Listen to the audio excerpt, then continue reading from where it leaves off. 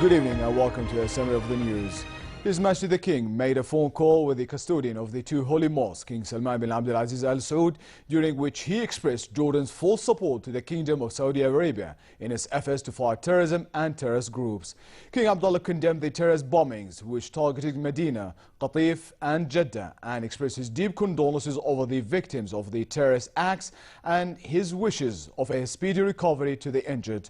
His Majesty sent a cable to King Salman yesterday night in which he expressed his anger and strong condemnation over such terrorist and heinous acts, while stressing Jordan's solidarity and support to the Kingdom of Saudi Arabia in its efforts to fight terrorism.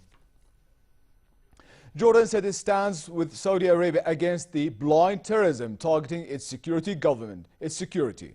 Government spokesperson Mohammed Momeni expressed Jordan's condemnation of the blast that targeted the Prophet's Mosque in Medina Munawwara and the blast in Qatif in Saudi Arabia. The heinous crime, Momeni said, targeted worshippers from around the world at a time when the Muslim world is preparing to mark Eid al-Fitr. The spokesperson called for concerted Arab and Muslim and international efforts to combat terrorism. He expressed condolences to the people and government of Saudi Arabia over the loss of life in the blast, wishing the injured a speedy recovery. Official spokesperson of the Ministry of Foreign and Expatriate Affairs, Sabah al-Rafi'i, said there were no information regarding any casualty among Jordanian pilgrims as a result of the explosion that took place yesterday evening in the Saudi city of Medina. Al-Rafi'i said the ministry has been following up with the Jordanian consulate in Jeddah on conditions of Jordanians, noting that no Jordanian was injured in the blast. Saudi Arabia's Crown Prince sought to reassure Saudis of the country's security after suicide attacks targeting the holy city of Medina, the U.S. consulate in Jeddah and Shiites in the city of Qatif. At least 4 people were killed in the attacks as Saudis prepared to break their fast on the penultimate day of the holy month of Ramadan. More in this report. Saudi Arabia's Crown Prince tries to reassure his shaken kingdom.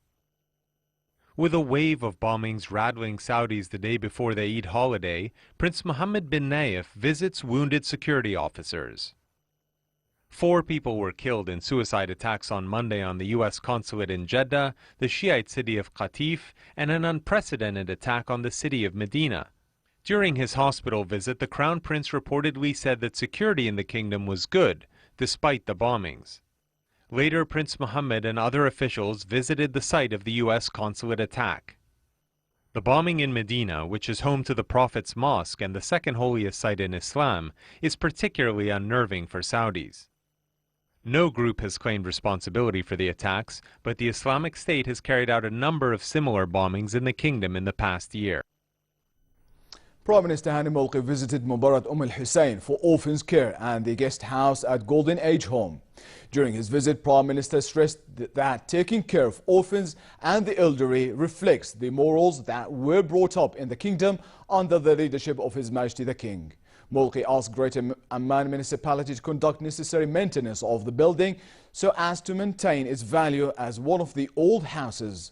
Also during his visit to the guest house, Molki was briefed by President of the Golden Age Home, Haifa al-Bashir, about the house. He expressed his government's readiness to deal positively with the needs for the guest house for the elderly, promising to study the possibility of establishing a fund to protect the elderly as well as the health insurance for them. 17 suspects were due to appear in a Turkish court in connection with the last week's suicide bombing attack on Istanbul's main airport that killed 45 people and wounded hundreds. Turkish media said the suspects, 11 of them foreigners, were expected in court after being questioned by police. The court will decide whether to jail them pending trial or release them. 13 other suspects, 3 of them foreigners, were remanded by a court on pending trial. 2 Russian nationals have been identified as suspected Daesh suicide bombers in the attack that is thought to have been masterminded by a Chechen. Worries about the economic impact of leaving the European Union hit Britain's property market and drove the pound to a new 31-year low as Conservative members of Parliament began voting for a new Prime Minister. Interior Minister Theresa May and Andrea Leeson, a junior energy minister, emerged as early front-runners to replace David Cameron. May, who has run the security and law and order portfolio in Cameron's cabinet for 6 years, is the bookmaker's favorite and enjoys the greatest backing among parliamentarians.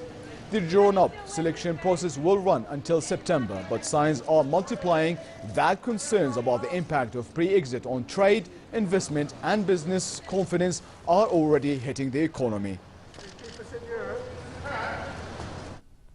NASA's Juno spacecraft capped a 5-year journey to Jupiter with a do-or-die engine burn that it looped into the orbit to probe the origins of the biggest planet in the solar system and how it impacted the rise of life on Earth. The U.S. Space Agency said Juno fired its main engine, slowing the spacecraft so it could be captured by the planet's gravity. Launched from Florida 5 years ago, Juno needed to be precisely positioned, ignite its main engine at exactly the right time and keep it firing for 35 minutes to become only the second spacecraft to orbit Jupiter. Once in position to begin its 20-month science mission, Juno will fly in egg-shaped orbits, each one lasting 14 days, to peer through the planet's thick clouds, map its giant magnetic field, and probe through the crushing atmosphere for evidence of a dense inner core. The probe also will hunt for water in Jupiter's thick atmosphere, a key yardstick for figuring out how far from the Sun the gas giant formed. This team has worked so hard. And finally, normal summer conditions are expected to continue across the kingdom over the coming few days, with northwesterly moderate winds. In the Jordan Valley, the Gulf Aqaba, it will be hot with northwesterly moderate to brisk winds. Temperatures in Amman for the coming few days will range between a high of 32 degrees Celsius and a low of 22. From myself and the team here at the Jordan TV, we would like to wish you a wonderful Eid Mubarak. Thank you.